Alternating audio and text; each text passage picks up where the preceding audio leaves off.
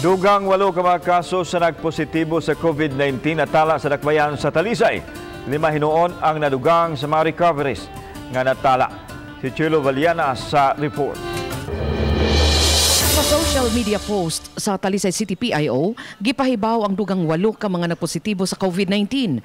3 sa nagpositibo nagagikan sa Barangay Lawaan 3, 2 gikan sa Barangay Dumlog, ug tagsa ka mga kaso gikan sa mga barangay San Isidro, Lagtang ug Muhon. Wa hinuon ipahibaw kung taga-asa ang 5 nga nagpositibo apan naka-recover na. Sa 8 ka mga nagpositive, 10 bata ang 8 anyos nga patient 743 nga dunay close contact sa laing nagpositive sa COVID-19. Sa nagpositibo, usa ang babaeng 57 anyos nga patient 742 nga adunay naka-close contact. Babaeng 27 anyos nga adunay exposure sa nagpositibo nataptan usab. Hinuon gipasabot ni Dr. Lino Alanzado, Talisay City Health Officer, nga ni menos na kaayo ang takod-takod pinaagi sa community transmission. Sagad sa bag-ong mga kaso natakdan tungod kay close contact sila sa nagpositibo na nga mga pasyente. Wala na kaayo ta na birth, wala na kaya na siya.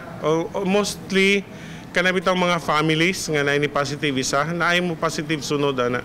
Samtang sa COVID-19 case bulletin sa Department of Health, sukad alas 5 kagahapon sa hapon, adunay 72 ka mga active cases ang Talisay City. Natala usab ang dugang 3 ka mga kaso. Nagpabilin nga 83 ang talaan sa DOH sa mga namatay.